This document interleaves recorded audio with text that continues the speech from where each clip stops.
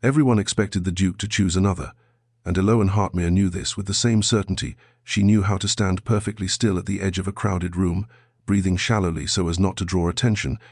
Yet on that particular night, as the chandeliers scattered light like fractured stars across the assembly, and anticipation tightened the air into something almost visible, she felt, before she understood it, that the future was shifting its weight. The ballroom was swollen with ambition, every polished smile sharpened by intent, every mother calculating alliances with the precision of a seasoned general, and at the center of it all stood the Duke of Raventon, calm, immaculate, and burdened by expectation in a way no one dared acknowledge aloud. Elowen did not belong to that center. She never had. She stood near the far wall where the warmth of candlelight faded, her gown modest in cut and color, chosen for dignity rather than display. Her posture composed, because composure was the only luxury she could reliably afford. She had been invited out of courtesy, included because exclusion would have seemed unkind, and she accepted that role with the quiet acceptance of someone long accustomed to being present without being considered. The room watched the Duke relentlessly, tracking every movement of his gaze, every turn of his head, because this was the season's unspoken question made flesh, and everyone believed they already knew the answer. He was meant to choose advantage, beauty sharpened by fortune, a woman whose name would strengthen his own, rather than merely accompany it. Elowen watched as others positioned themselves with strategic ease, laughter carefully placed, glances rehearsed, while she remained still, content to observe rather than compete, her thoughts fixed on endurance rather than hope. She had learned early that expectation was dangerous, that longing invited disappointment, and so she kept her ambitions small and her emotions contained, believing invisibility a form of safety. It was the pause that unsettled her first, not the gaze itself but the way the Duke's attention stilled as though caught on something unexpected. She felt it before she saw it, a subtle change in the atmosphere, like the moment before a storm breaks. And when she lifted her eyes despite herself, she found him looking directly at her, not passing over her, not mistaking her for someone else, looking, with a focus so deliberate, it made her chest tighten. The world did not stop, but it shifted, and Elowen felt suddenly exposed, as though a light had been turned upon a part of her she had carefully kept in shadow. The Duke did not smile. He did not beckon. He simply held her in his attention for one unguarded moment, and in that silence, something unspoken passed between them, unsettling and unmistakable. Around them, the room continued its dance of certainty, unaware that the story it believed inevitable had just begun to fracture, quietly, irrevocably, at the far edge of society where no one had thought to look. In the days that followed the assembly, London spoke in 100 confident voices, each certain it understood the Duke's intentions better than the Duke himself, and Elowen Hartmere listened to those voices with the detached calm of someone accustomed to hearing her own life discussed as a footnote. The season moved forward with practiced momentum, invitations arriving thick and fast, drawing rooms filling with speculation disguised as civility, and everywhere Elowen went, she sensed the unspoken recalibration of attention, subtle glances lingering a fraction too long before sliding away again, as though society could not quite decide whether she had become relevant or merely amusing. She continued to conduct herself as she always had, arriving on time, speaking when addressed, listening more than she spoke, her manners flawless, because flaws were luxuries she could not afford. Yet beneath that steady exterior, a quiet unease took root, fed by the memory of the Duke's gaze and the knowledge that being noticed was never without consequence. The eligible women of the ton performed their roles with renewed vigor, their laughter brightened, their charm sharpened, because competition thrives on even the faintest hint of uncertainty. Elowen watched them with something close to sympathy, aware that each of them had been trained, as she had, to understand their worth in terms of selection, though unlike her they had been given every advantage to ensure it. Mothers maneuvered with polite precision, arranging encounters that appeared accidental and conversations that were anything but, and at every gathering, the Duke was carefully guided from one promising candidate to the next, each presented as though she were the inevitable conclusion rather than a possibility. He met them all with polished courtesy, his manner impeccable, his responses measured, and to the casual observer he appeared exactly as expected, attentive, agreeable, and non-committal, in a way that invited interpretation, without offering certainty. What unsettled Elowen was not that he complied with these rituals, but that his compliance did not erase the memory of that single moment of attention. More than once, In rooms crowded with silk and ambition, she felt the weight of his awareness return, subtle yet unmistakable, a presence that found her even when she tried to make herself smaller. Each time it happened, she resisted the instinct to look up, reminding herself that curiosity was not intention, and attention was not promise, yet the restraint cost her more than she cared to admit. When their paths crossed briefly in conversation, his remarks were unremarkable to anyone listening, but the way he listened to her in return, with a stillness that suggested thought rather than indulgence, unsettled her composure in ways she had not prepared for. For the Duke, the season began to feel oddly discordant, the rhythm of expectation no longer aligning with his own sense of rightness. He fulfilled his obligations with habitual discipline, yet each carefully orchestrated interaction left him faintly dissatisfied, as though he were performing a role he had long ago mastered but no longer believed in. He noticed how often his attention strayed, how frequently he found himself measuring others against a standard he had not consciously chosen, the memory of Elowen's quiet restraint intruding at moments when he least expected it. There was no ambition in her regard, no attempt to claim his notice, and it was precisely that absence which drew him, because it offered relief from the constant pressure to be wanted for what he represented rather than who he was. Elowen sensed the danger in that awareness even as it lingered, understanding instinctively that whatever curiosity had sparked between them existed on ground society would not tolerate for long. She told herself that distance was wisdom, that remaining unseen had preserved her dignity for years, and yet, as the season advanced, it became increasingly difficult to believe that the shift she felt was imaginary. Something had been set in motion, quietly and without permission, and though neither of them had yet named it, the certainty of expectation had begun to fracture, leaving space for a possibility no one had anticipated, and both of them were afraid to acknowledge.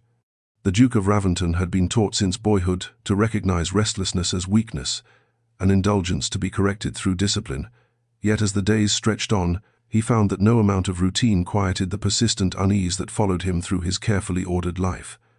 He attended meetings, reviewed correspondence, fulfilled obligations with the same precision he always had, but beneath that structure ran a current of dissatisfaction he could neither name nor dismiss. His advisers spoke confidently of alliances and advantage, of the inevitability of choosing a bride whose fortune and influence would secure the future of the dukedom, and he listened because listening was expected of him, because agreement had long been mistaken for responsibility.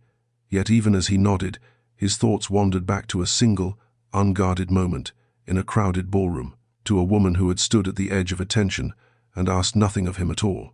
It troubled him how vivid that memory remained, how easily it displaced the faces of women far more celebrated, far more suitable, whose virtues had been enumerated to him since his arrival in town. Elowen Hartmere had no claim upon him, no power to demand consideration, and perhaps that was precisely why his thoughts returned to her with such insistence. In her presence, he had not felt evaluated or maneuvered, and the relief of that absence lingered like a breath taken after long restraint. He attempted to reason his way out of the sensation, telling himself it was novelty, fatigue, the natural reaction of a man pressed too firmly by expectation, yet each attempt at dismissal only sharpened his awareness of the truth he resisted. Indifference did not linger, and curiosity alone did not unsettle a life so thoroughly ordered. He learned more about her almost against his will, information offered casually by acquaintances who did not imagine it would matter. Her family name was respectable, though spoken now with a careful pause, as if something fragile lay beneath it, a history of loss rather than disgrace, of quiet retreat rather than scandal. She lived within reduced circumstances, neither pitied nor admired, occupying a space society found convenient to ignore. The knowledge unsettled him more than it satisfied, because it gave shape to the restraint he had observed, the way she carried herself as though visibility itself were a risk to be managed. He recognized in that discipline a kind of courage, one that asked nothing of the world and expected little in return, and the recognition stirred something uncomfortably close to respect. Elowen, meanwhile, attempted to restore the balance of her life with deliberate care, returning to familiar routines and reminding herself of the boundaries that had preserved her dignity for years. She told herself that the Duke's attention had been fleeting, that any lingering awareness was merely the echo of heightened circumstance, and she resolved not to encourage speculation by altering her behavior in the slightest. Yet despite her efforts, she found herself listening more closely for his name in conversation, feeling a quiet tightening whenever it was spoken, her composure strained by the knowledge that being noticed, once, had altered her perception of herself in ways she could not easily undo. For the Duke, the realization settled gradually and with unwelcome clarity. Whatever had passed between them, however brief, had already breached the careful walls he had constructed around his emotions. He could continue as expected, choose advantage, fulfill obligation, and the world would applaud his wisdom, but the thought now carried an unexpected weight, as though something essential would be forfeited in the process. He did not yet name it, did not yet allow himself to consider consequence, but the direction of his attention had shifted irrevocably, and in that shift lay the first quiet challenge to a future everyone else believed already decided. The encounter was arranged with such careful innocence that no one thought to question it, a morning visit conducted under the broad shelter of propriety, where conversation was expected to be polite, brief, and inconsequential. Elowen arrived prepared for exactly that. Her composure settled into place long before she crossed the threshold, her expectations modest to the point of austerity. She had learned the value of entering rooms without anticipation, of giving the world nothing it could easily take away. The Duke's presence, however, disrupted that careful preparation the moment he stepped into her awareness, not through familiarity or presumption, but through the unmistakable intention in his attention, the sense that this meeting was not merely courtesy fulfilled, but choice enacted. Their exchange began as such meetings always did, with observations about the morning, the season, the small rituals of social life that required no risk from either speaker, yet beneath those formalities ran a current of restraint so taut it was almost audible. Elowen answered with her usual care, her words measured, her tone respectful, believing that caution was still her safest refuge, but when a nearby conversation drifted toward charity and display, she offered, almost before she could stop herself, a quiet observation about how easily generosity could become performance when unexamined. The remark was not intended as provocation, merely truth spoken without ornament, yet the Duke's reaction was immediate and unmistakable. He did not correct or dismiss her. He listened, fully and without interruption, as though the thought itself mattered. Something shifted in that moment, subtle but profound. The Duke responded not with flattery, but with a question, asking whether courage lay in defiance or in endurance, and the seriousness with which he posed it unsettled Elowen more than any compliment could have. She answered honestly, speaking of survival, of the quiet strength required to remain oneself in a world that preferred easy narratives, and as she spoke, she became acutely aware that she was not being indulged or assessed, but understood. The sensation tightened her throat, forcing her to pause, to steady herself against an emotion she had long trained herself not to acknowledge. For the Duke, the exchange crystallized something he had only sensed before, the realization that Elowen's restraint was not absence, but intention, that her silence carried weight rather than emptiness.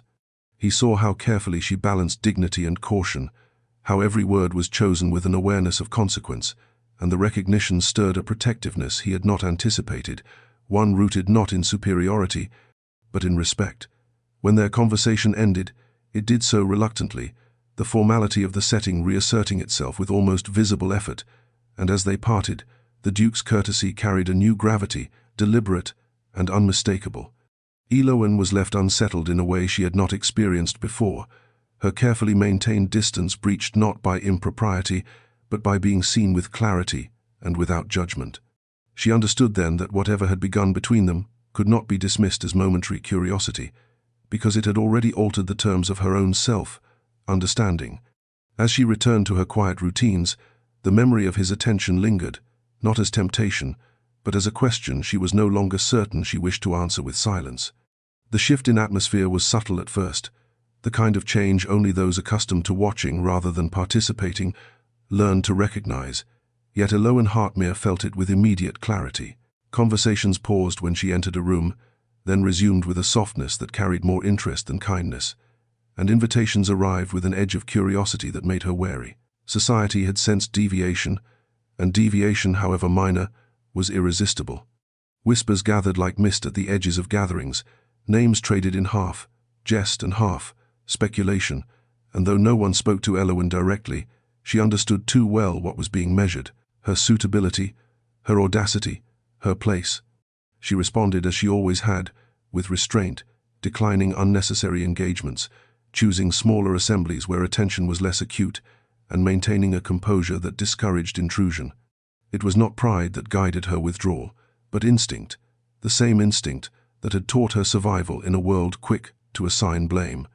The knowledge that her name was being spoken in connection with the Duke unsettled her more than open censure ever could have, because it suggested a visibility she had neither sought nor controlled. She reminded herself that attention was temporary, that society would soon tire of speculation once a more appropriate narrative asserted itself, and she clung to that belief as both comfort and warning. The Duke, meanwhile, found himself the object of increasingly pointed inquiries, each conversation edged with assumption rather than curiosity.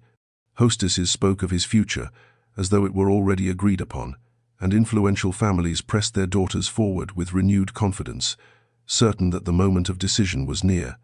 He met these efforts with the same disciplined courtesy he had always employed, yet beneath that calm, irritation sharpened into something more dangerous. What troubled him most was not the pressure itself, but the casual dismissal of Elowen that accompanied it, the way her name was mentioned with disbelief or faint amusement, as though her significance lay solely in the novelty of his attention. When he learned that Elowen had begun declining invitations, retreating from public view with deliberate care, a flicker of anger surfaced, unexpected in its intensity.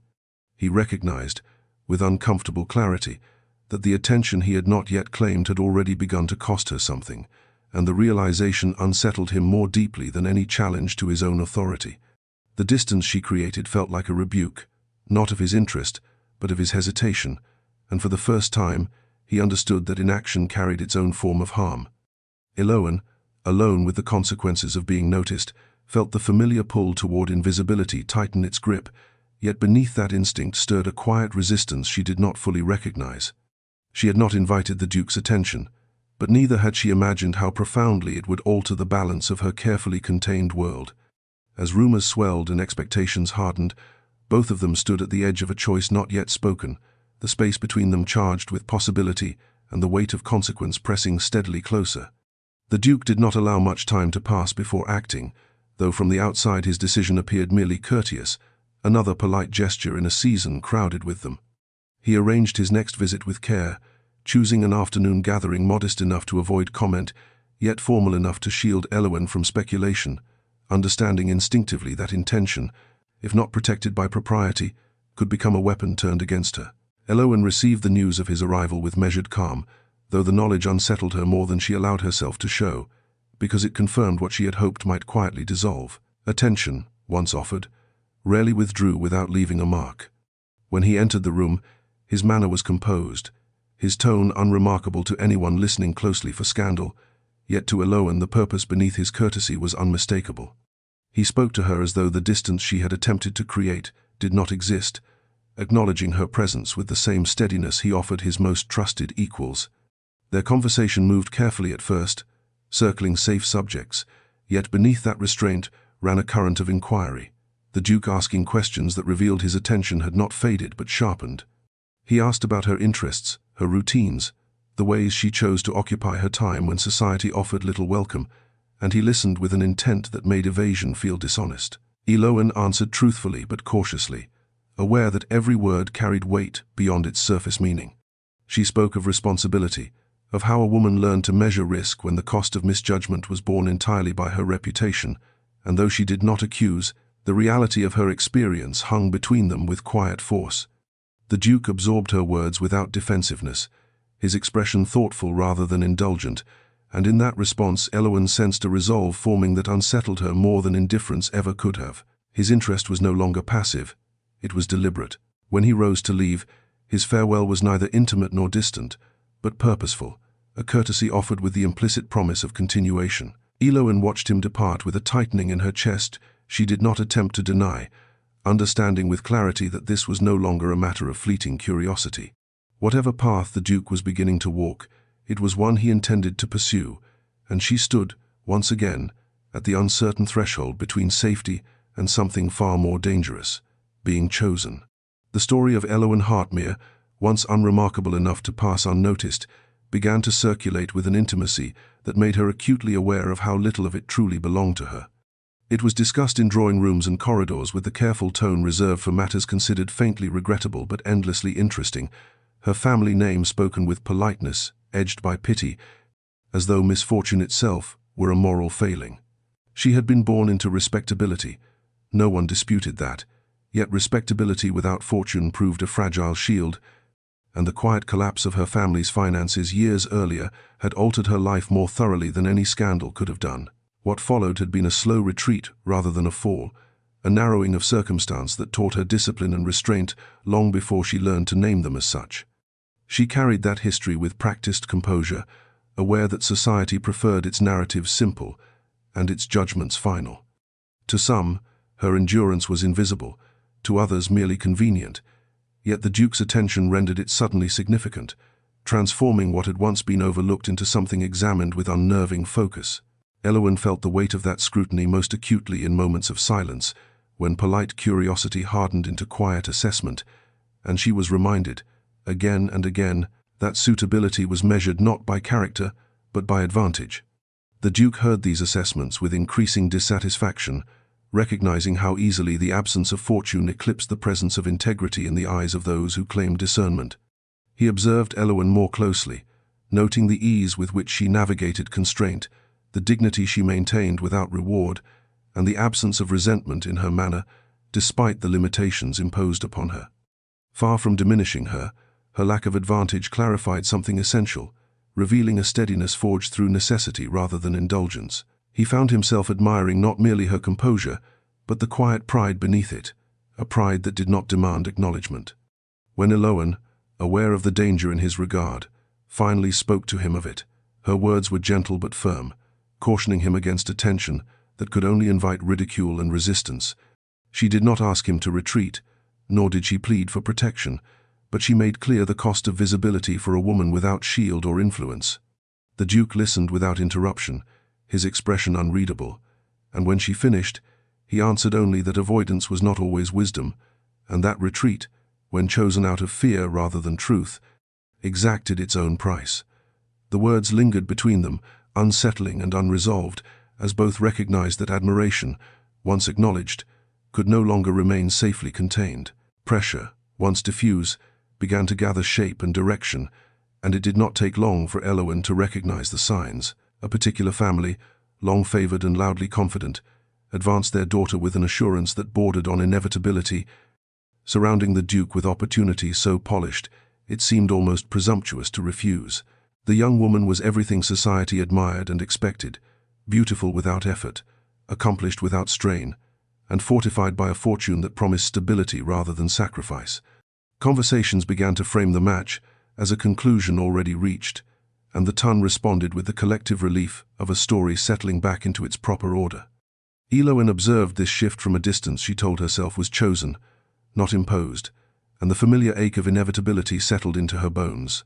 She reminded herself that this was how such stories always ended, that deviation was entertaining only until correction arrived, and that she had survived worse than disappointment by knowing when to step aside. The Duke's growing proximity to the favored candidate became impossible to ignore, and Elowen felt the quiet discipline she had cultivated over years rise to meet the moment, steadying her resolve even as it cost her more than she admitted. For the Duke, the campaign felt suffocating in its certainty, each gesture of encouragement carrying an assumption he had never granted. He endured the dinners, the conversations heavy with implication, the subtle reminders of how easy his life could be if he accepted what was being offered. Yet ease, he discovered, had begun to feel strangely hollow. Again and again, his thoughts returned to Elowen, to the contrast between ambition offered and dignity chosen, and the comparison unsettled him with its clarity. When he encountered Elowen briefly at a public function and saw her withdraw the moment she noticed the favored candidate at his side, something sharp twisted in his chest. The distance was measured, deliberate, and unmistakable, and for the first time he understood that inaction itself had become a choice, one that carried consequences he could no longer pretend were abstract. The garden offered a rare illusion of privacy, its hedges tall enough to soften sound and its winding paths forgiving enough to suggest solitude, and Elowen sought it at dusk with the quiet urgency of someone who needed air more than company. She believed herself unobserved, the fading light lending her a freedom she rarely claimed, and for a moment she allowed the careful mask she wore so faithfully to slip. Her shoulders eased, her breath deepened, and the composure she maintained for the world softened into something weary but real, a glimpse of the cost she paid for dignity. It was in that unguarded moment that the Duke came upon her, stopping short, not out of surprise, but out of an instinctive recognition that he was witnessing something not meant for an audience. He approached without haste, announcing himself with courtesy rather than intrusion, and Elowen turned with a steadiness that belied the vulnerability he had already seen. Their conversation began quietly, neither of them pretending the meeting was accidental, yet neither pressing it into significance before it was ready to bear the weight.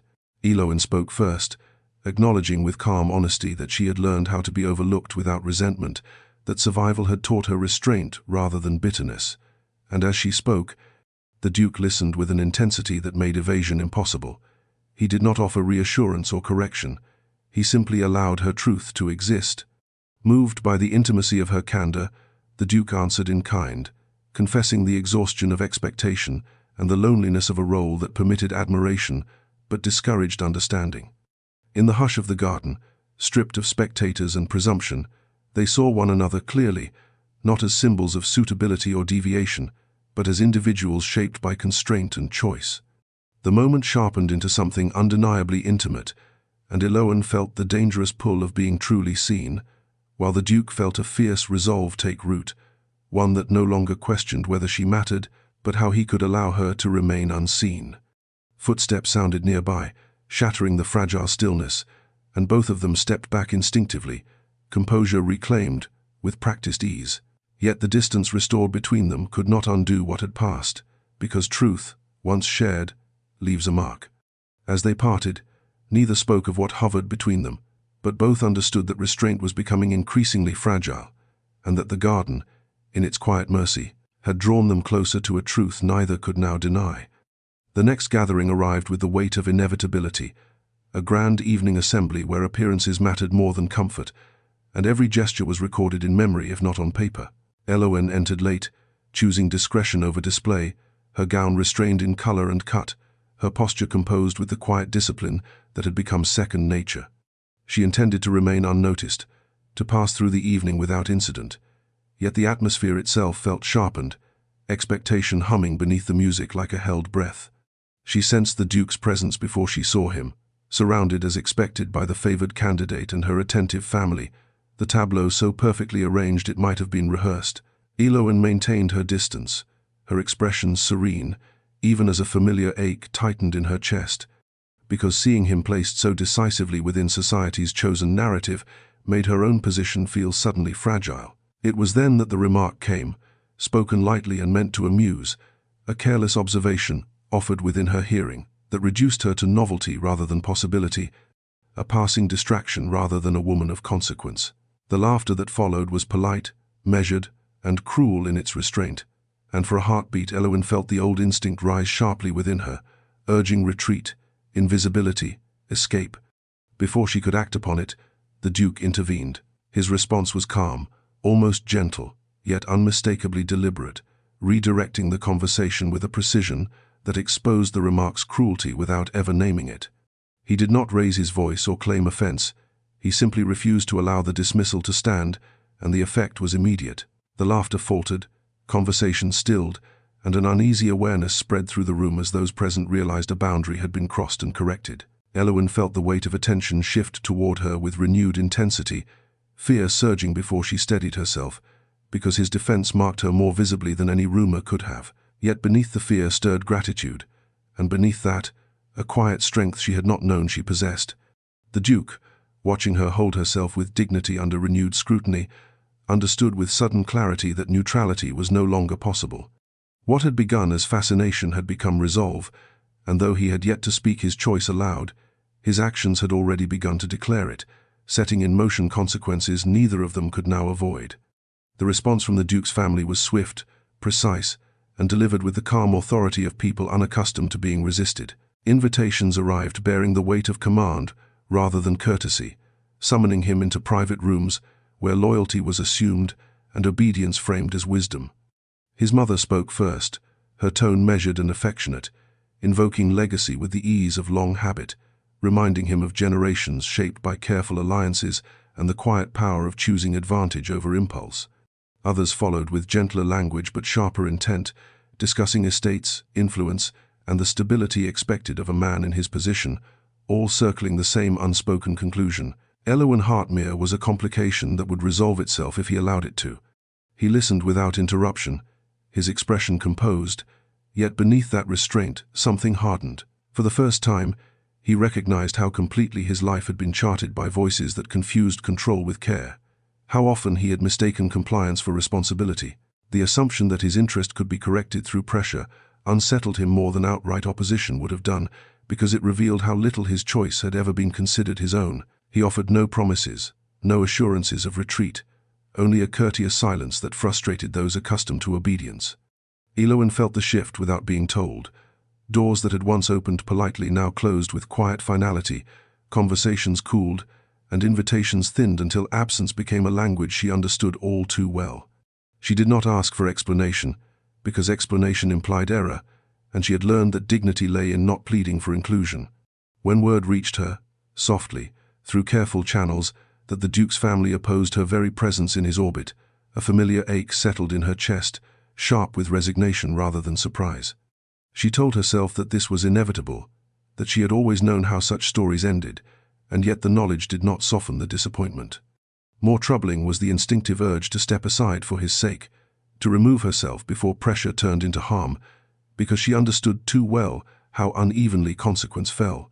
The distance between them, once tentative, now felt weighted with unspoken consequence, and silence began to seem like the only mercy she could offer them both. Elowen did not announce her decision, because she had learned that retreat, when done with dignity, required no explanation.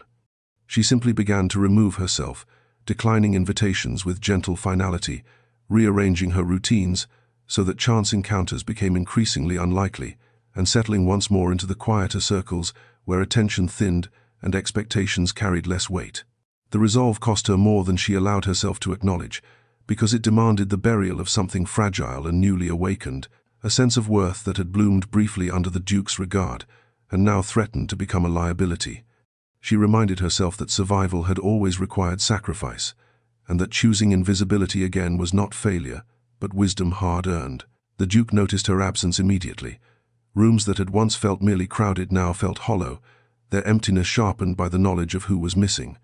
He found himself scanning gatherings without intention, his attention drawn instinctively toward spaces she once occupied, only to be met with absence that felt pointed and deliberate. When he inquired after her, he was met with polite evasions, explanations framed as circumstance rather than choice, and the careful deflection unsettled him more than open refusal would have done. He recognized the pattern with growing frustration, understanding that Elowen was withdrawing not out of indifference, but out of caution born of experience. For Elowen, each day without him required renewed discipline. She told herself that distance would ease longing, that familiarity would fade, yet the opposite proved true. In his absence, memories sharpened, moments replayed with unwelcome clarity, and the knowledge that she had been seen, truly seen, made the return to obscurity feel heavier than before. The Duke, confronting the quiet emptiness her withdrawal created, began to understand that restraint had already cost him something essential. For the first time, the possibility of losing her did not feel theoretical, but immediate and intolerable, and the realization unsettled the careful balance he had maintained all his life. The Duke's unease deepened into something sharper and far less manageable, because absence, he discovered, had a way of clarifying what presence allowed him to postpone. Without Elowen's quiet steadiness anchoring the periphery of his days, the season resumed its familiar rhythm, yet the rhythm now felt discordant, every polished exchange faintly hollow. He attended dinners and gatherings as expected, responded with practiced grace, and fulfilled obligations with habitual discipline, but the ease with which he had once navigated such spaces had vanished. In its place grew a persistent awareness of loss, subtle at first, then unmistakable, because nothing offered to replace what had been withdrawn. He found himself returning, unbidden, to their conversations, replaying the measured honesty with which she spoke, the restraint that carried intention rather than fear, and the rare sense of recognition he had felt in her presence. It unsettled him to realize how thoroughly she had altered his internal measure of satisfaction, because it meant that what he had once accepted without question now felt insufficient. Approval rang hollow. Advantage felt weightless. The future others described for him no longer aligned with the man he recognized himself to be becoming. For the first time, he understood that compliance had shielded him from conflict but also from conviction, and the realization carried both clarity and cost. Elowen, attempting to restore the careful balance of her life, was unsettled by how deeply his regard had reshaped her own understanding of herself. She had lived so long defined by limitation that the brief experience of being chosen, if only in attention, had awakened a courage she could not entirely silence. She found herself questioning habits once accepted as necessity, recognizing how often she had mistaken endurance for destiny. The insight frightened her, because it suggested a self she had not prepared to inhabit, one who might risk loss in pursuit of truth rather than safety.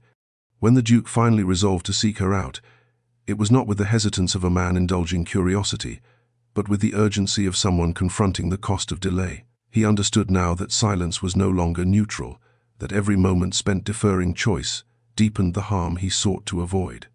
The emotional balance between them shifted decisively in his mind.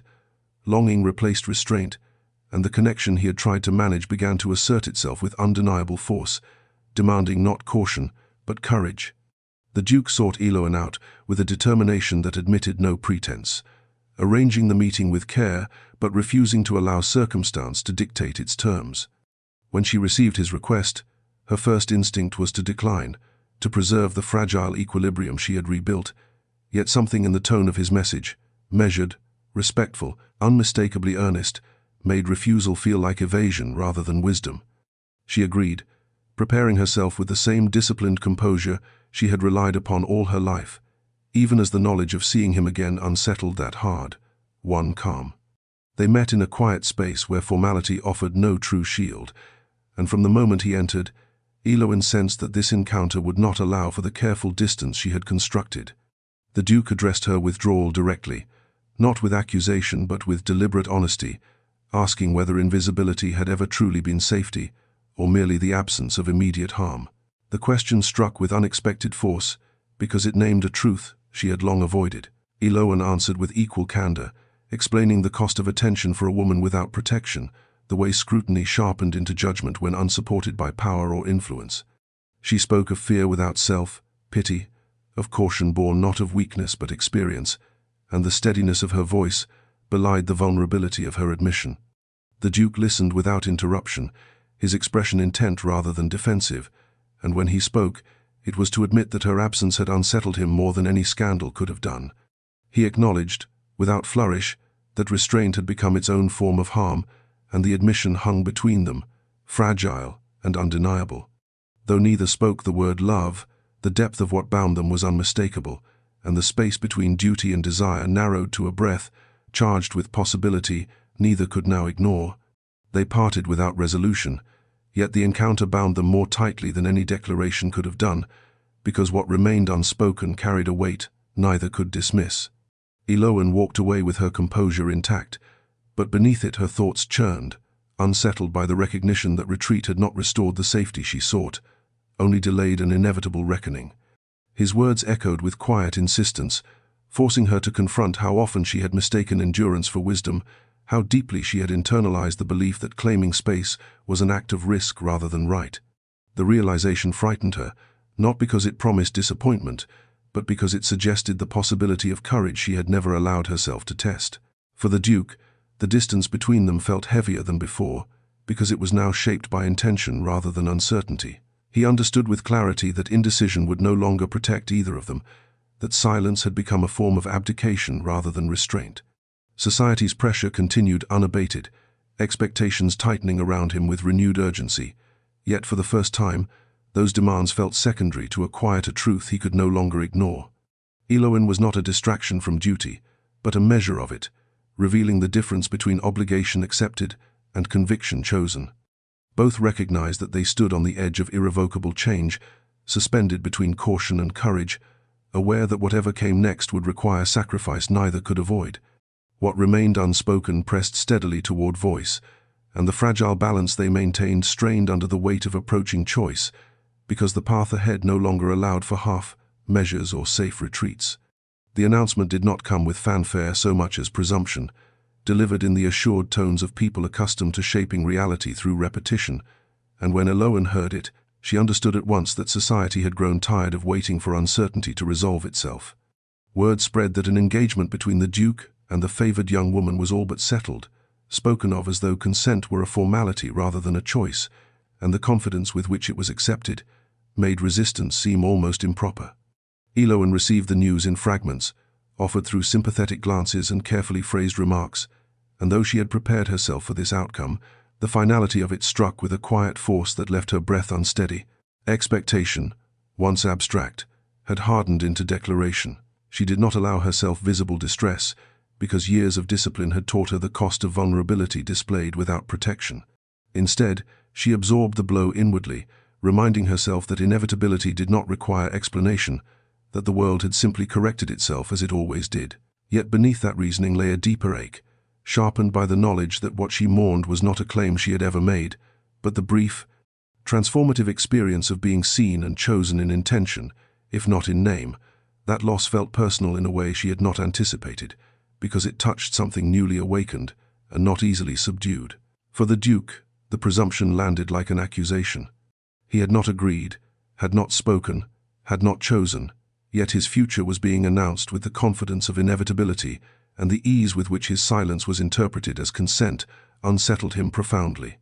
He recognized in that moment how readily others had assumed ownership of his decisions, how often he had allowed expectation to stand in for agency.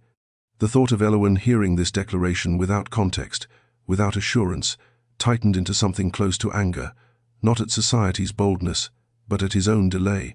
The contrast between what was being proclaimed and what he knew to be true sharpened into clarity. Duty, when divorced from conviction, revealed itself as hollow, and the cost of choosing silence over truth suddenly felt heavier than any scandal could be. As Elowen began, quietly and with dignity, to prepare herself for separation she believed inevitable, the Duke confronted a reckoning he could no longer defer, understanding that whatever path he chose next would define not only his future, but the man he was willing to become. Elowen began the quiet work of leaving long before anyone noticed, because departure, when done properly, was an inward process before it ever became a visible one. She did not announce her intentions or dramatize her withdrawal, knowing too well that spectacle invited commentary and commentary invited distortion. Instead, she rearranged her days with careful deliberation, allowing habits to loosen and connections to fade, choosing routes through the city and through society that minimized the possibility of encounter.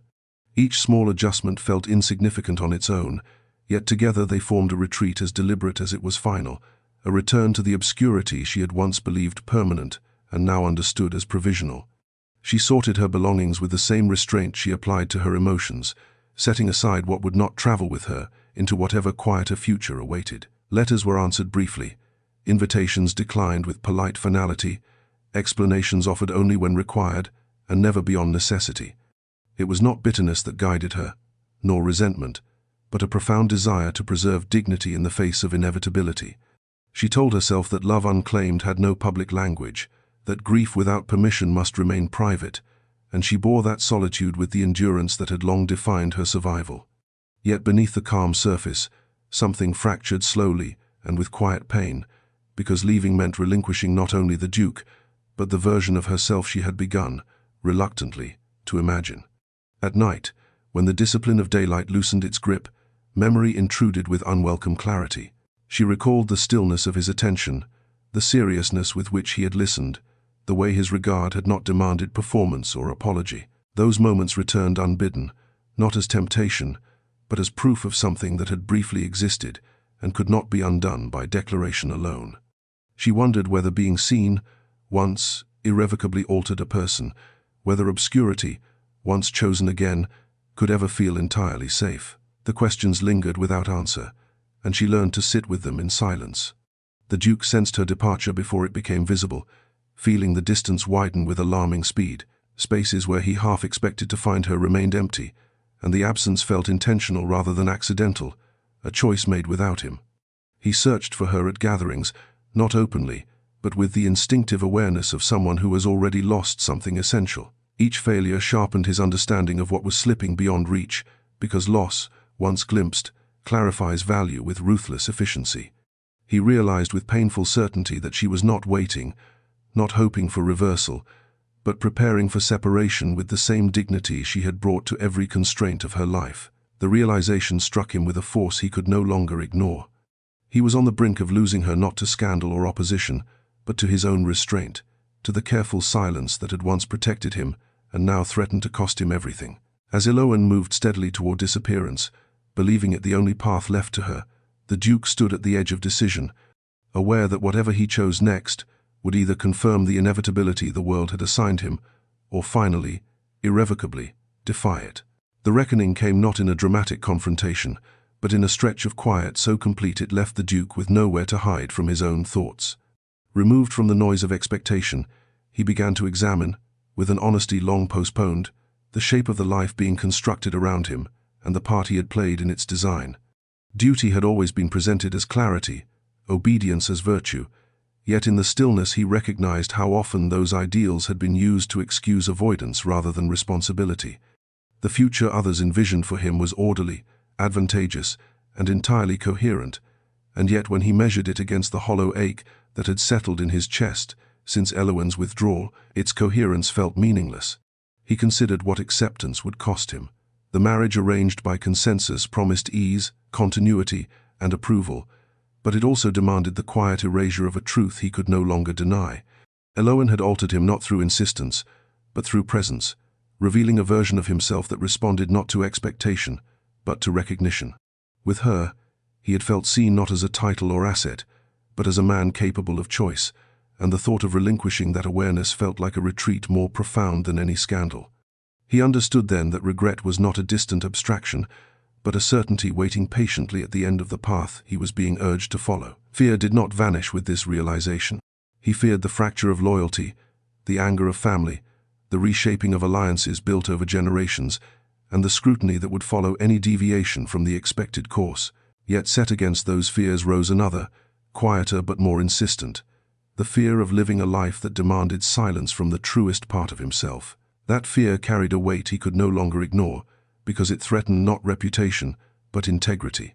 He had been raised to believe that leadership required sacrifice, but only now did he grasp that sacrifice chosen by others was merely submission by another name. Elowen's image returned to him not as temptation, but as measure. He thought of her steadiness under scrutiny, the courage with which she faced limitation without bitterness, and the dignity she maintained even as she prepared to disappear for the sake of peace. The imbalance of that prospect struck him with sudden clarity. She was prepared to relinquish everything to preserve dignity, while he had hesitated to risk anything to claim truth. The realization shamed him into resolve.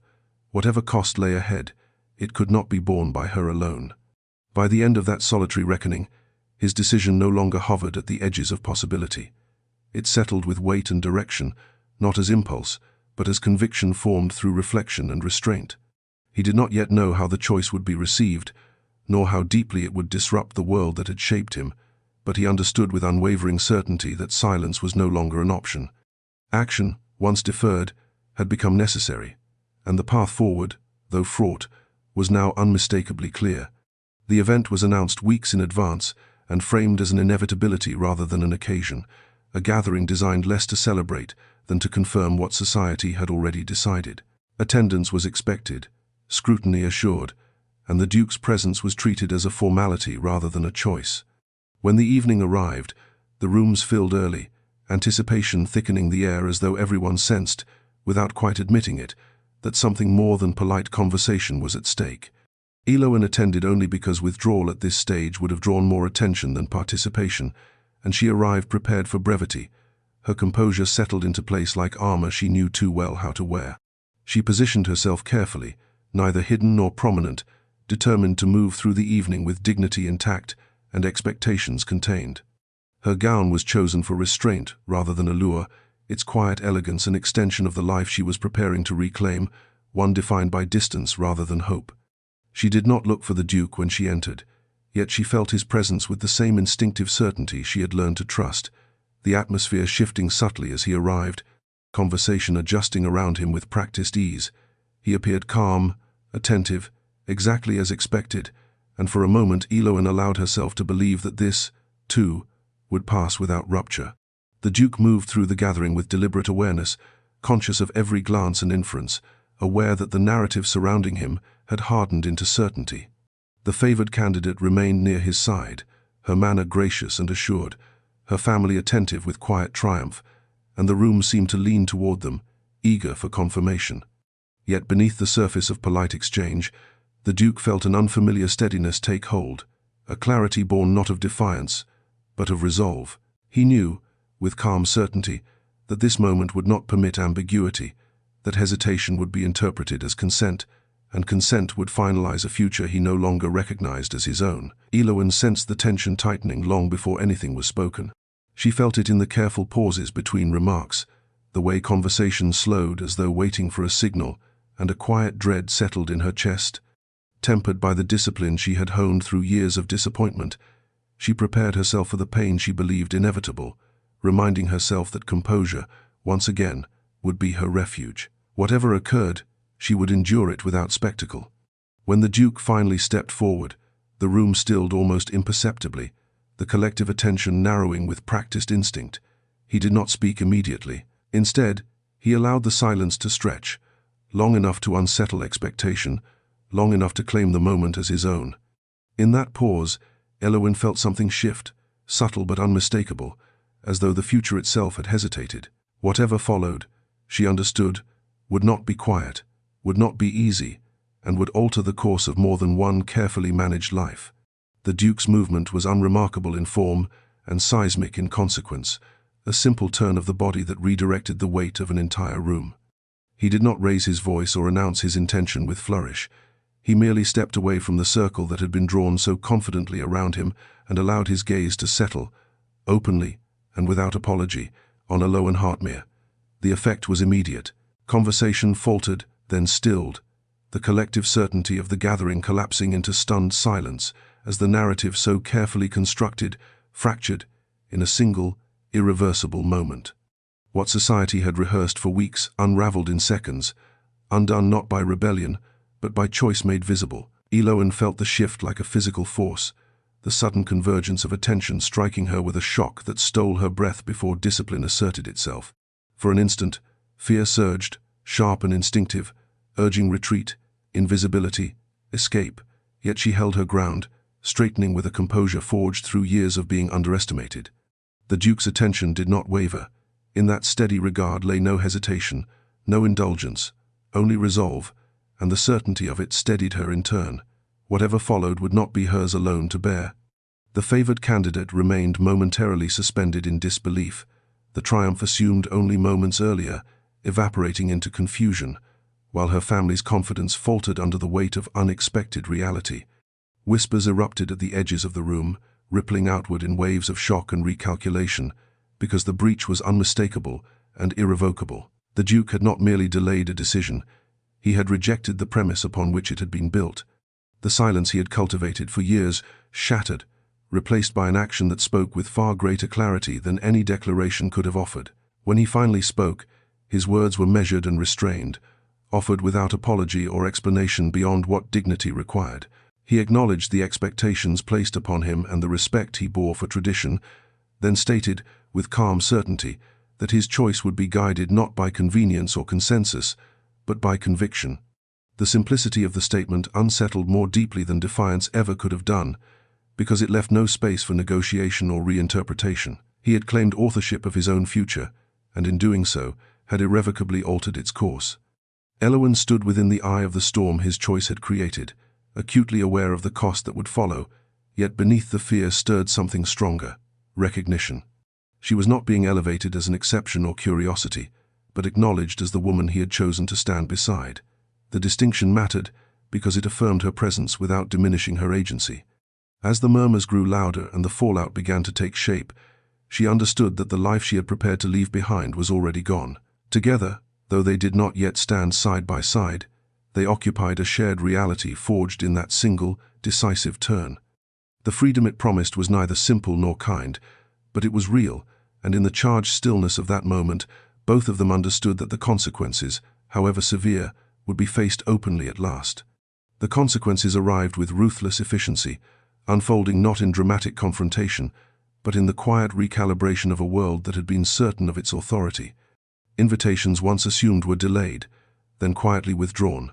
Conversations shifted tone mid-sentence, and approval, so freely given before, hardened into conditional civility. Elowen felt the change immediately, the atmosphere around her sharpening with a familiarity that made her stomach tighten, because she had lived within such exclusion before and recognized its language without needing translation. What unsettled her was not the withdrawal itself, but the speed with which blame began to settle upon her shoulders, as though the Duke's choice could only be explained by her influence, rather than his will. The Duke faced opposition with a composure that surprised even those who believed they knew him well. His family demanded explanation, assuming regret rather than resolve, and spoke in the careful tones reserved for correction rather than dialogue. He listened, as he always had, but where once his silence had signaled accommodation, now it carried finality. He did not argue or defend Elowen as though she were an error to be justified. Instead, he made his position unmistakably clear through presence, appearing beside her with deliberate regularity, allowing consequence to follow without retreat. The gesture cost him ease, comfort, and certain long-standing alliances, yet he bore the loss with an unexpected steadiness, as though the burden of expectation had already lifted. Elowen struggled most in the quieter moments, when the absence of approval pressed inward and old instincts urged retreat. Years of learned caution whispered that survival required yielding, that standing visible under judgment invited harm, and she felt the pull of invisibility tighten with unnerving strength. Yet each time doubt rose, the Duke's constancy met it, not through reassurance offered in private, but through the unspoken declaration of remaining present when withdrawal would have been easier. The distinction mattered, because it shifted the burden from protection to partnership, allowing Elowen to recognize that she was not being shielded from consequence, but sharing it. Public reaction sharpened into open commentary, opinions dividing with uncomfortable clarity, and Elowen learned how quickly admiration could sour into resentment when expectation was defied. She endured it with the same dignity that had carried her through years of obscurity, yet the endurance felt different now, less solitary, because the Duke refused to allow the narrative to isolate her. When challenged directly, he claimed responsibility without hesitation, refusing to allow implication or rumor to recast his decision as manipulation or accident. The clarity of that stance unsettled opposition more deeply than argument could have done. Standing beside him, Elowen began to sense a shift within herself, subtle but unmistakable. Fear remained, sharp and real, yet it no longer dictated her movement. For the first time, endurance was paired with choice, and the realization altered the weight of every consequence she faced. Together, they moved forward into a landscape reshaped by decision rather than avoidance, aware that acceptance would not come quickly, if at all, but certain that retreat was no longer an option. The storm had broken, and in its aftermath, they stood exposed, resolute, and unwilling to step back into silence. In the wake of public certainty giving way to public judgment, doubt crept in not through confrontation but through exhaustion, settling into Elowen during the quieter hours when there was no audience to resist and no composure to maintain. The strain of visibility pressed upon her with a persistence she had not anticipated, because while she had long understood how to endure exclusion, she had never learned how to endure being openly contested. Each measured glance, each polite hesitation, carried the reminder that acceptance was conditional and easily withdrawn, and in those moments, the old instinct to disappear returned with unsettling force. She questioned whether love, however sincere, could justify the reshaping of another person's life, whether her presence asked too much of a man raised to bear responsibility without complaint. The Duke sensed the shift before she spoke of it, recognizing the quiet tension in her manner, the way her steadiness required more effort than before. He did not attempt to counter her doubt with assurances he could not guarantee or promises that relied on optimism rather than truth. Instead, he offered patience, meeting uncertainty with the same calm resolve he had brought to choice, allowing space for fear without allowing it to dictate retreat. In conversation, he spoke openly of cost, acknowledging what had been lost and what might yet be forfeited, and in doing so, he removed the illusion that sacrifice could be avoided. The honesty steadied her more than reassurance ever could have done. Elowen spoke at last of her fear, not of scandal, but of erosion, of the slow wearing down that came from constant resistance. She admitted that she had survived by yielding just enough to avoid being broken, and that standing visible beside him required a different kind of courage, one she was still learning to trust. The admission left her unexpectedly vulnerable, because it revealed not weakness, but the depth of her self-awareness, and the Duke received it without judgment or dismissal. He responded not by urging bravery, but by acknowledging that courage did not require fearlessness, only presence. Their conversations deepened, moving beyond circumstance into questions of worth and agency, of how often women were expected to endure quietly, while men were praised for choosing boldly. Elowen began to recognize how deeply those expectations had shaped her own self-perception, teaching her to minimize desire as a form of survival. The realization was unsettling, because it suggested that endurance, while necessary, had never been sufficient. Being loved openly demanded not only resilience, but belief in one's own right to remain. As doubt rose and fell, something steadier took root beneath it. Elowen did not suddenly become fearless, nor did the world soften in response to her resolve, yet the balance within her shifted. For the first time, she understood that love was not an escape from consequence, but an invitation to face it without disappearance. Standing beside the Duke no longer felt like an imposition, but a choice she was learning to claim. And in that choice, fragile but deliberate, she began to sense the emergence of a strength no longer defined solely by survival, but by presence willingly held. The moment opposition sharpened from murmured judgment into direct challenge arrived without warning, carried on the calm authority of voices accustomed to being obeyed. The Duke was summoned, not to be persuaded but corrected, the language of the request polite, yet unmistakably weighted with expectation. Elowen was not invited, a detail that spoke volumes, because exclusion remained society's preferred instrument of control. When the Duke entered the room, he understood at once that this would be framed as a test of loyalty rather than choice, an opportunity for retreat, disguised as counsel. He listened as objections were presented with practiced reason, her name referenced sparingly, as though speaking it too often might grant her legitimacy. When he spoke, he did so with a restraint that carried more force than defiance ever could have done. He claimed responsibility for his decision without qualification, refusing to allow implication or convenience to recast it as impulse or influence. His choice, he stated plainly, had not been made in haste, nor in ignorance of consequence, but with full awareness of what would be forfeited and what would be gained. The clarity unsettled those who expected negotiation, because it left no space for correction, only acknowledgement. He did not ask for approval, nor did he offer apology, and in that refusal lay a finality that could not be softened without capitulation. Elowen learned of the exchange indirectly, through the subtle shift that followed it. Resistance did not vanish, but its tone altered, sharpening into something more cautious, because certainty had been replaced by resolve. For the first time, she understood that his constancy was not merely personal, but principled, grounded in a willingness to absorb consequence rather than deflect it.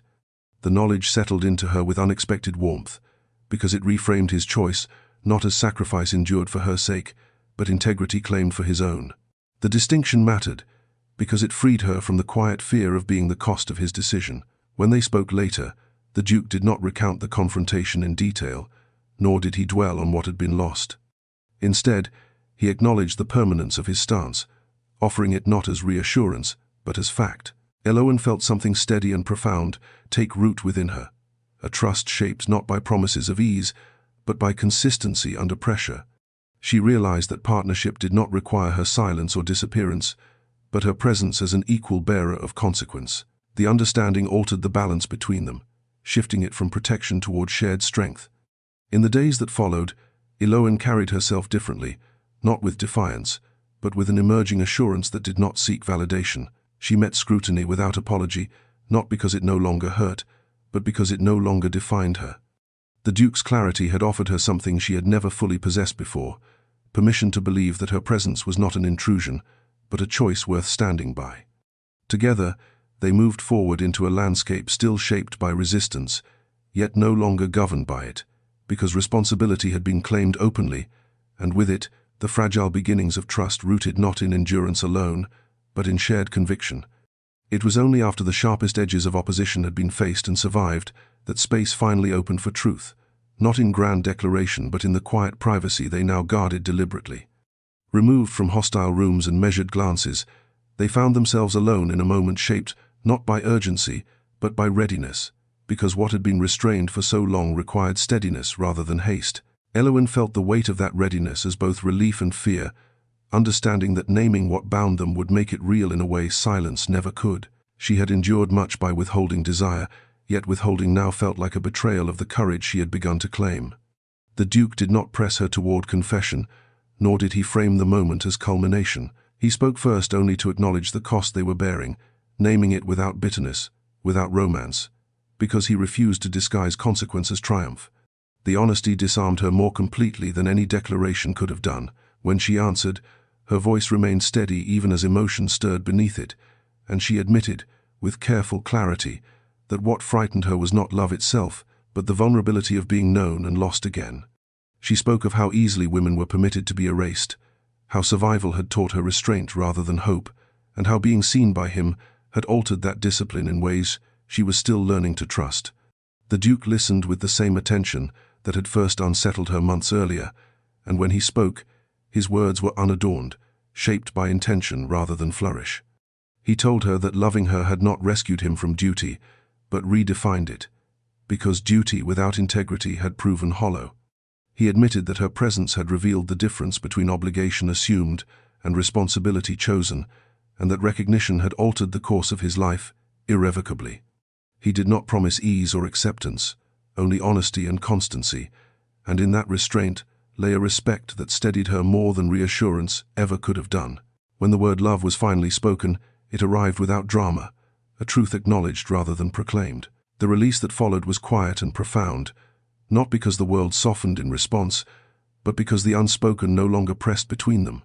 Elowen felt the fear remain, sharp but manageable, tempered by the knowledge that what she offered was not illusion or ambition, but herself. The Duke felt a steadiness settle in its place, a calm born of alignment rather than victory, because naming love transformed it from private ache into shared responsibility. They did not linger in sentiment, nor did they pretend that confession erased consequence. Instead, they sat with the truth they had claimed, allowing it to root itself in something deeper than desire. Love, once named, did not promise protection from loss, but it offered meaning to endurance, a reason to remain present rather than retreat. In that quiet understanding, Elowen recognized that she was no longer surviving alone, and the Duke understood that choosing her had not diminished him, but made him whole in a way expectation never could. The obstacle that emerged did not announce itself as hostility, but as procedure, wrapped in the neutral language of governance and consequence. It arrived in the form of a formal inquiry into the Duke's authority, framed as concern rather than challenge, questioning whether his recent decisions reflected judgment or distraction. The implication was precise and dangerous, because it shifted the matter from personal preference to public competence, inviting scrutiny that could undermine not only his choice of partner, but his capacity to lead. Elowen recognized the tactic at once. This was not about her suitability alone, but about reminding him that power, once questioned, could be constrained. The Duke met the inquiry with the same composure he had brought to opposition, yet Elowen sensed the weight of it settle differently, because this threat carried tangible consequence. Authority, unlike approval, could be limited, reshaped, or stripped through channels that left little room for appeal. The reality forced them both into a reckoning sharper than any they had yet faced, because it demanded not only conviction, but strategy. Elowen felt the familiar instinct to step aside surge with renewed force, whispering that removal might still resolve what defiance could not, and the temptation unsettled her, because it offered the illusion of protection at the cost of truth. She spoke of it with deliberate honesty, admitting that she would not watch his life be dismantled in her name without considering retreat, because love did not grant her the right to demand sacrifice she herself was unwilling to bear. The Duke received her words without defensiveness, acknowledging the validity of her fear while refusing the premise that her disappearance would restore what had already been challenged. He made clear, with calm insistence, that the inquiry was not a response to her presence, but to his refusal to conform, and that yielding now would confirm the very doubt being leveraged against him. The distinction mattered, because it placed responsibility where it belonged. Together, they examined the path forward without romance or illusion, weighing consequence with clarity rather than dread. Elowen realized that retreat, however dignified, would not erase scrutiny, only redirect it, leaving the deeper question unresolved. The Duke recognized that leadership demanded not merely endurance, but transparency, a willingness to stand by conviction under examination. Their conversation did not eliminate fear, but it stripped it of authority, transforming it from directive into consideration. By the time the inquiry advanced, something steadier had formed between them, a shared resolve grounded not in defiance, but in coherence. Elowen chose, with quiet deliberation, to remain visible, not as sacrifice, but as affirmation, because disappearing would deny the truth she had already claimed. The Duke prepared to answer scrutiny not by minimizing his choice, but by articulating it, understanding that credibility lay not in appeasement, but in consistency. The test ahead promised no guarantee of victory, only the certainty of exposure, yet in facing it together, they crossed a threshold from endurance into agency. Love, now spoken and shared, did not shield them from consequence, but it anchored them within it, offering a steadiness that made retreat no longer seem like wisdom. Elowen was summoned with a courtesy so polished it might have been mistaken for respect, yet she recognized the undertone immediately, because she had lived long enough to understand how authority preferred to disguise its intent. The setting was chosen to unsettle without appearing hostile, formal enough to remind her of hierarchy, restrained enough to imply that resistance would be unseemly. She entered the room with measured composure, her spine straight, her expression calm, aware that she was expected to falter, to soften, to accept correction as wisdom. The expectation itself steadied her, because it clarified what was being asked of her, disappearance disguised as decorum. She listened as concerns were voiced with practiced neutrality, her name invoked sparingly, as though repeating it might lend her presence legitimacy. Questions were framed around propriety, influence, and suitability, each designed to corner her into apology without ever accusing her outright. Elowen answered without haste, choosing her words with the same care she had once used to minimize herself, yet this time her restraint served a different purpose. She did not argue for affection or plead for acceptance. Instead, she spoke of choice, of responsibility, of the quiet courage required to stand visible when retreat was easier. She made clear that she had not engineered attention nor sought advancement, but neither would she deny the truth of what had been chosen openly and with intent. Those present were unsettled not by her defiance, but by her steadiness. They had anticipated fragility, perhaps emotion, and found instead a clarity that resisted diminution. Elowen acknowledged the weight of consequence without shrinking from it, naming dignity not as a gift granted by position, but as a practice sustained by integrity. In doing so, she reframed the question being posed, shifting it from whether she belonged to whether belonging itself required erasure of self. The effect was subtle but decisive, because it denied the premise upon which dismissal depended. The Duke observed the exchange with a recognition that deepened into something like awe, understanding fully in that moment that this was not a woman he had chosen out of impulse or sentiment, but a partner capable of meeting power without surrender. He did not intervene or correct, because she did not require defense. Her presence alone altered the balance of the room, introducing an equality that authority could not easily dismiss without revealing its own fragility. When Elowen left, the room felt different, its confidence unsettled, its assumptions exposed. She walked away without triumph or bitterness, aware that acceptance had not been secured, but something more enduring had been claimed. The Duke joined her afterward without ceremony, and in the quiet exchange of understanding that passed between them, both recognized the shift that had occurred. Protection had given way to partnership, endurance to agency, and the path ahead, though still contested, now rested on a foundation they had chosen together. In the days that followed, the Duke moved through his obligations with a composure that felt newly grounded, as though the uncertainty that had once pressed upon him had finally resolved into alignment. Opposition did not vanish, nor did resistance soften into approval, yet the nature of it shifted, losing some of its leverage as consistency replaced hesitation. He spoke with clarity when questioned, not offering elaborate justifications or conciliatory language, but stating his intentions with a restraint that left little room for reinterpretation.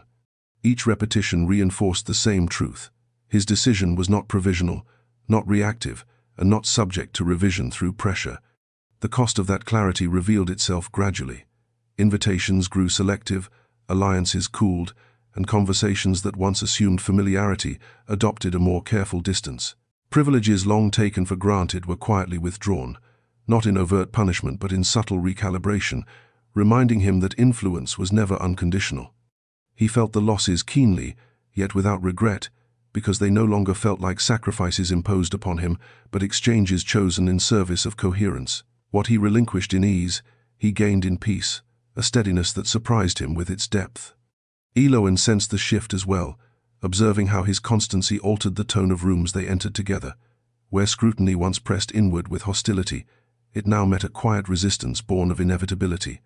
People adapted not because they agreed, but because repetition eroded shock, and certainty left less room for interference. Elowen carried herself with an assurance that did not seek validation, aware that presence sustained over time often achieved what confrontation could not. She no longer braced herself for dismissal at every turn, because she understood now that endurance paired with choice carried a different weight. Their conversations turned increasingly toward construction rather than defense, toward shaping a future not as an act of defiance, but of intention. They spoke of responsibility with shared understanding, of how authority might be exercised with integrity rather than tradition alone. Elowen offered perspective shaped by marginality, the clarity that comes from living without assumption of welcome, and the Duke received it not as critique, but as insight essential to the role he continued to inhabit. The exchange strengthened their partnership, grounding it in mutual respect rather than protection. In private moments, the Duke recognized how thoroughly his internal landscape had shifted. The need for approval, once so ingrained it had passed for conscience, had loosened its hold, replaced by a quieter metric rooted in alignment between action and belief. He understood now that leadership did not require unanimity, only accountability, and that conviction, once claimed openly, invited a different kind of authority. Elowen, witnessing this evolution, felt a corresponding confidence take root within herself, because his growth affirmed not her elevation, but her equality. Together, they moved forward without illusion, aware that acceptance might never be complete, yet certain that retreat would serve no one. The bond between them no longer depended on resistance or rescue, but on shared purpose, forged through choice and sustained through consistency. In that steadiness lay a freedom neither had known before, one not granted by society, but claimed deliberately, and with it, the quiet certainty that whatever remained contested could now be faced without surrender. The announcement of their engagement was delivered without ceremony, neither hidden nor embellished, and its restraint unsettled society more deeply than spectacle ever could have done. It appeared first in quiet confirmations rather than proclamations, acknowledged in measured conversations and formal notices that left little room for distortion. There was no triumphant display, no attempt to recast the union as inevitability after the fact, only a calm statement of intention that mirrored the manner in which the choice itself had been made. Elowen felt the weight of the title approaching not as rescue or elevation, but as responsibility, and she met that knowledge with the same steadiness that had carried her through obscurity.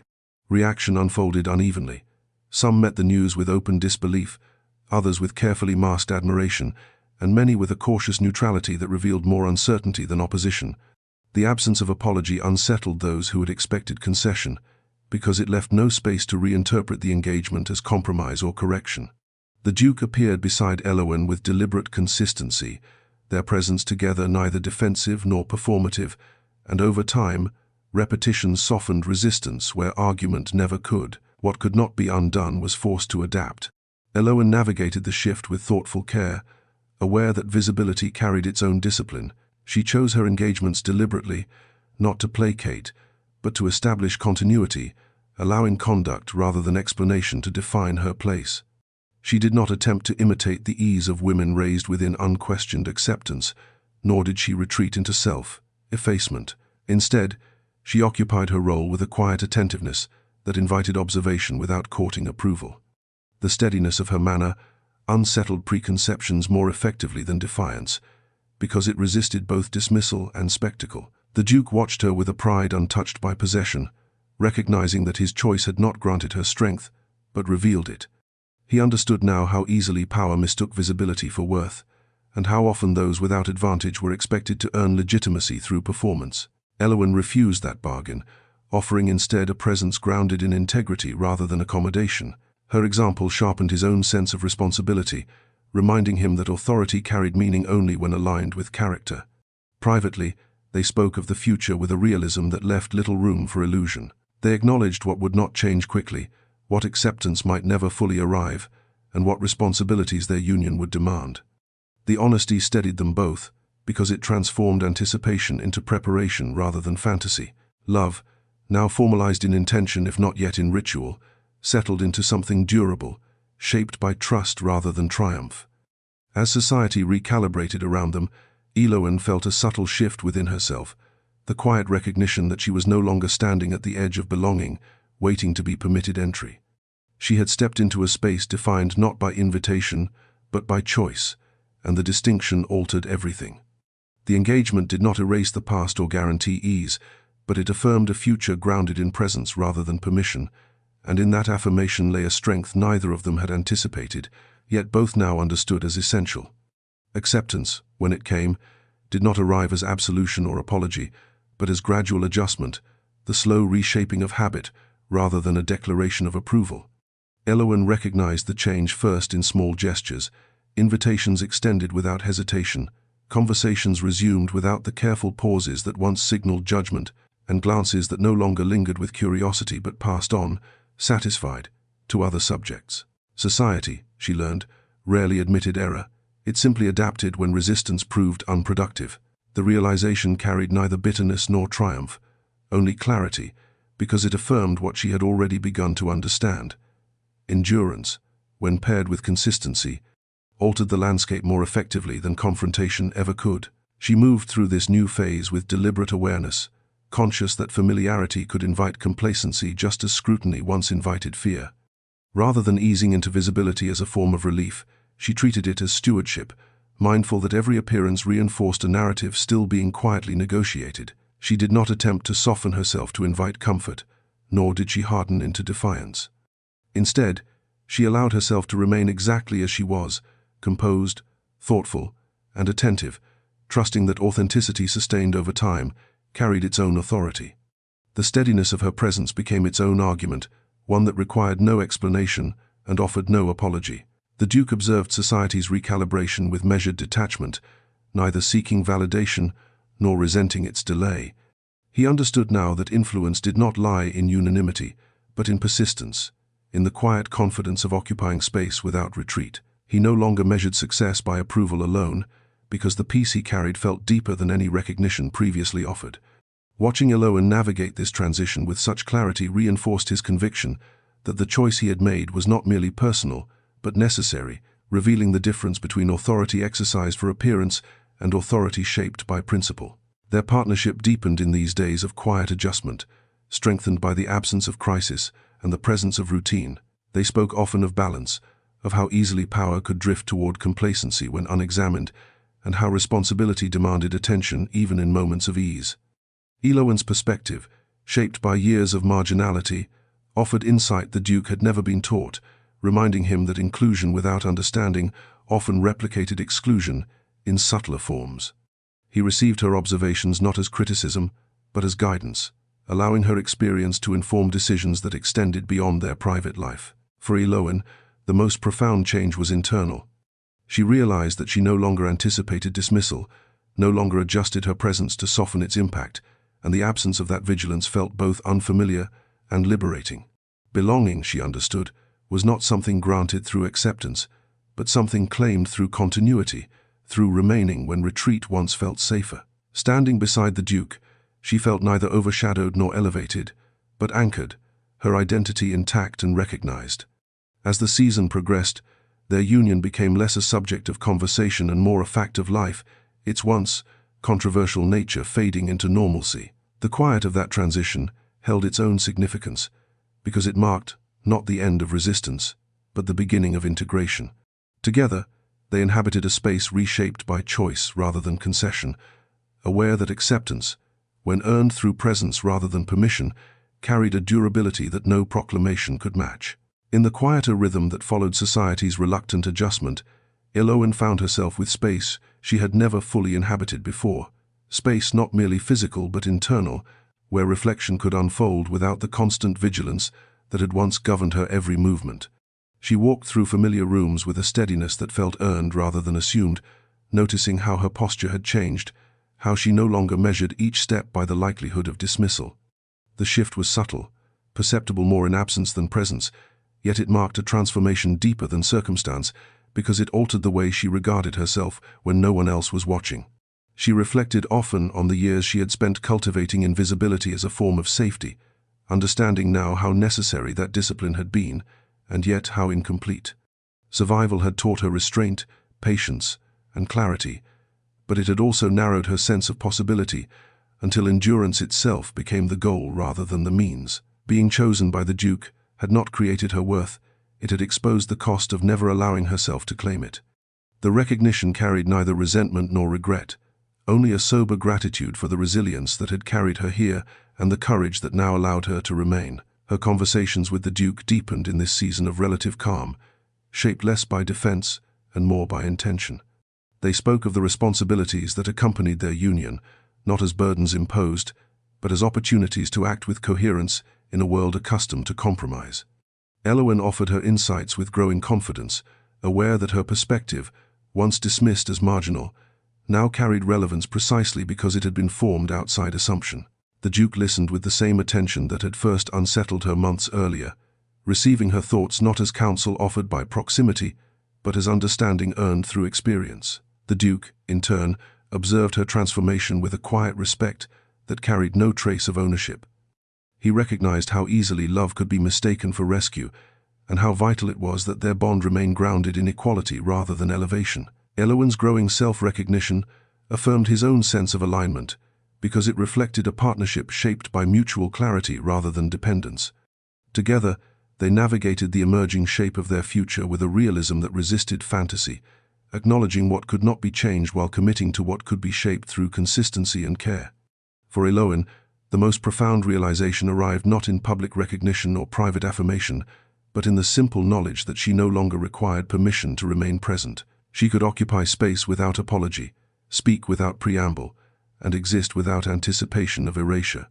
The freedom felt neither dramatic nor sudden, but durable, rooted in the accumulation of choices made deliberately and sustained through consequence. Standing beside the Duke no longer defined her, it accompanied her, allowing her to be fully herself without diminishing either of them. As the season drew toward its close, Elowen understood that transformation did not require reinvention, only recognition. She had not become someone else, she had become visible to herself. The journey that had begun at the edge of a crowded room had led her not into prominence, but into presence, and in that presence lay a fulfillment deeper than acceptance, one shaped by courage claimed rather than granted.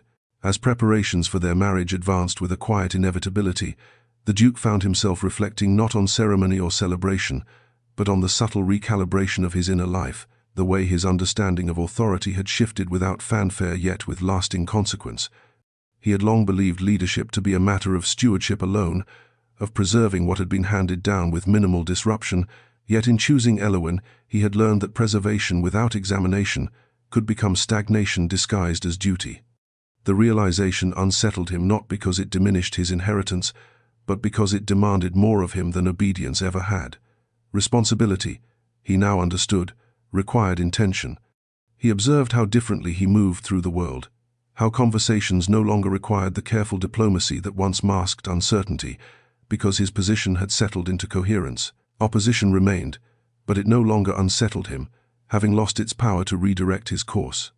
The peace he carried surprised him with its durability, because it was not dependent on approval, but on alignment between belief and action. He recognized, with a clarity both sobering and affirming, that choosing Elowen had not narrowed his role, but expanded it, sharpening his awareness of whose voices had long been excluded from the rooms where decisions were made. Elowen noticed the change as well, not through dramatic gesture, but through the way he listened, the way he paused before speaking as though weighing more than tradition alone. Their conversations reflected this evolution, turning increasingly toward the future they would shape together rather than the resistance they had already survived. She spoke with a confidence that felt neither borrowed nor tentative, offering perspectives informed by a life lived at the margins of acceptance. The Duke received those insights with respect, unmarred by defensiveness, recognizing how easily power mistook familiarity for wisdom, and how necessary it was to widen the lens through which judgment was formed. Together, they began to envision a partnership defined not by hierarchy, but by collaboration, understanding that the strength of their union lay not in defiance, but in coherence. Elowen did not seek to reshape him, nor did he attempt to elevate her beyond herself. Instead, They allowed one another to stand fully within their respective strengths, trusting that equality did not require symmetry. The balance they achieved felt deliberate, sustained through conversation rather than assumption, and it lent their bond a steadiness that resisted the distortions of expectation. In moments of solitude, the Duke acknowledged how profoundly this alignment had altered his sense of self. He no longer feared dissent, nor did he equate leadership with unanimity, because he had learned that conviction invited challenge, and that challenge, when met honestly, refined rather than weakened resolve. Elowen's presence beside him did not soften his authority, it clarified it, grounding it in purpose rather than precedent. The insight reshaped how he regarded his role, infusing it with a humility he had not previously recognized as strength.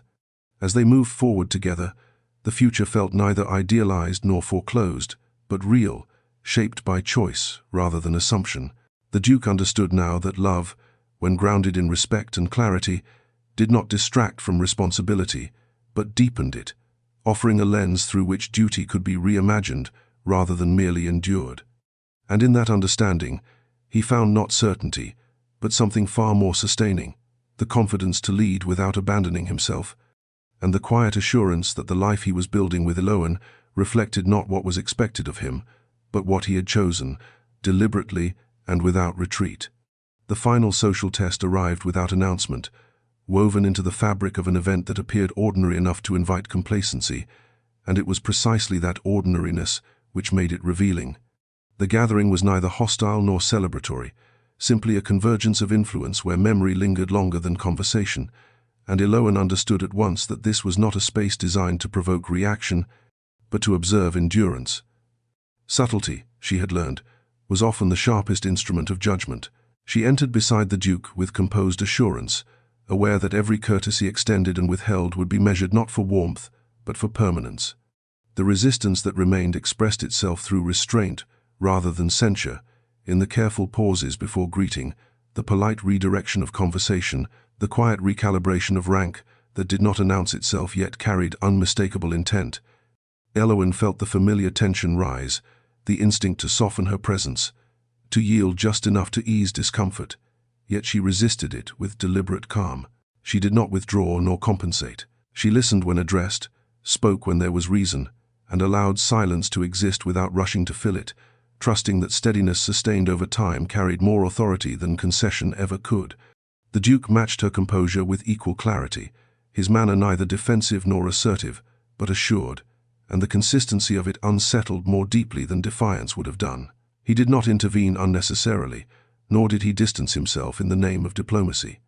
Instead, he remained precisely where he was, neither apologizing for presence nor demanding acknowledgement, and the effect was cumulative. Resistance, deprived of reaction, began to lose its shape, because it relied upon imbalance to sustain itself.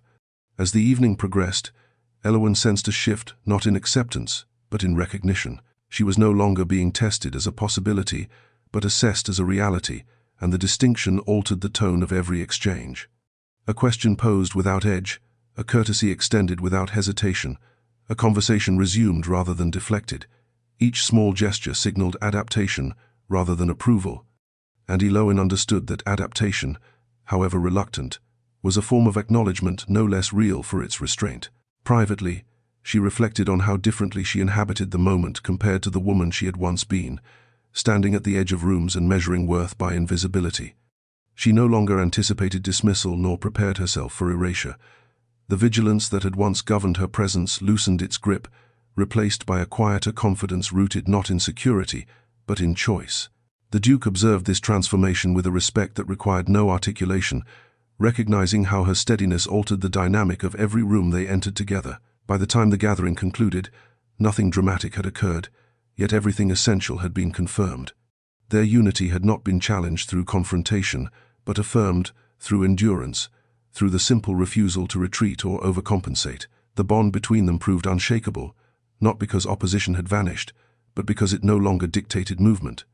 As they departed, Elowen understood with calm certainty that this was the moment she had once feared most and now navigated without loss of self, and the realization marked not triumph, but arrival, the quiet confirmation that she belonged not by permission, but by presence willingly and consistently held.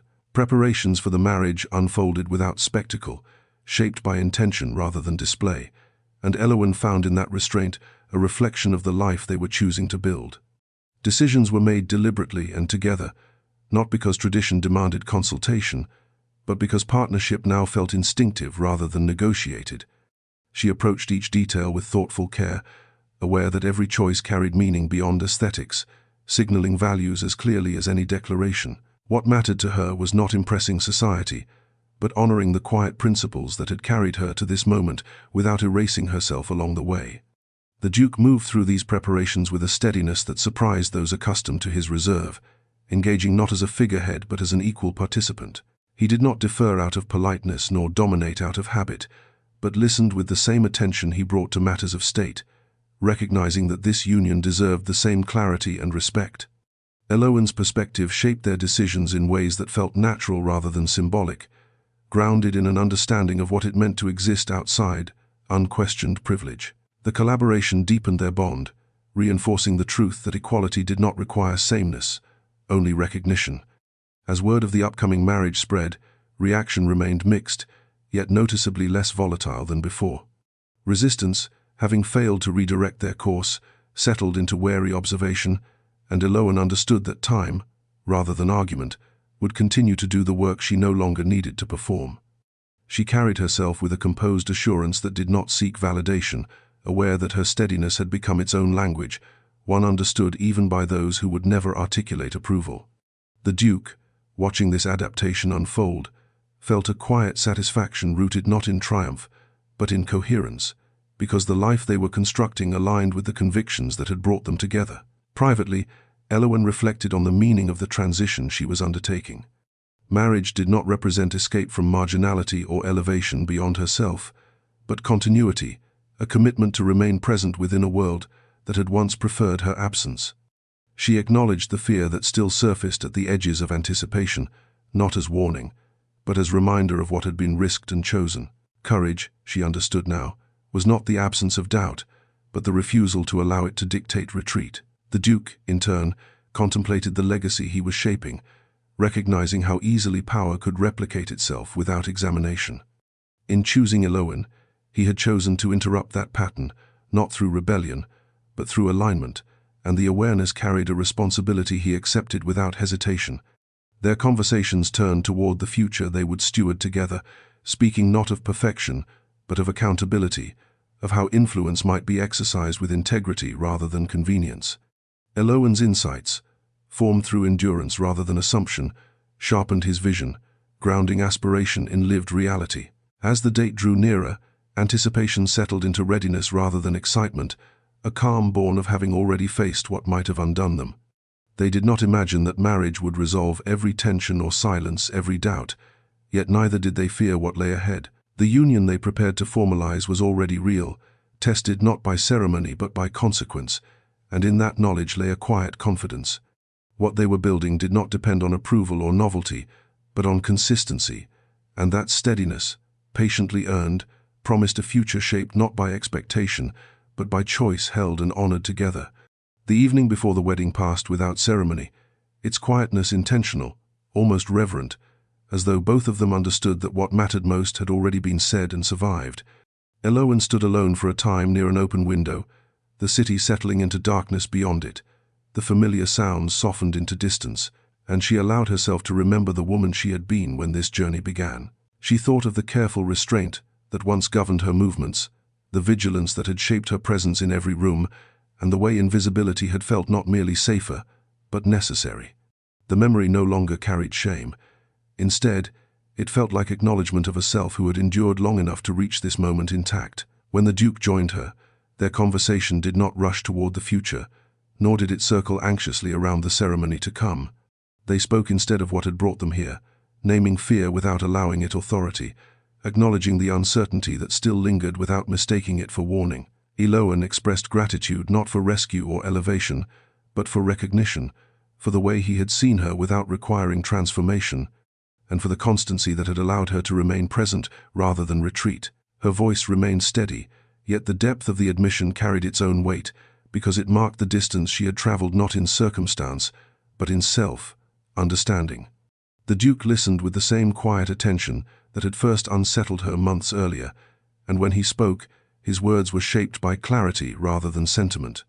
He admitted that choosing her had allowed him to choose himself more honestly, to release a version of duty defined by compliance, and replace it with one grounded in intention. He spoke of how easily expectation could masquerade as virtue, and how her steadiness had revealed the cost of that confusion.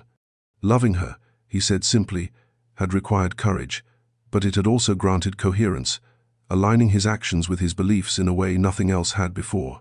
They stood together in the stillness that followed, neither reaching for reassurance nor attempting to soften what lay ahead. The intimacy between them was unadorned, grounded not in promise but in presence, and the quiet of it felt complete. Elowen realized then that she was not bracing for tomorrow, not preparing herself for loss or scrutiny, but standing fully within the life she had chosen to claim. The fear that once defined her anticipation had loosened its hold, replaced by a calm acceptance of consequence, whatever form it might take. For the Duke, the moment confirmed what he already knew, that the union he was about to formalize was not an act of defiance, but of alignment, a deliberate commitment to live without fracture between public role and private truth. The weight of his title no longer felt burdensome, because it no longer required him to silence himself to maintain it. Elowen's presence beside him did not diminish that role.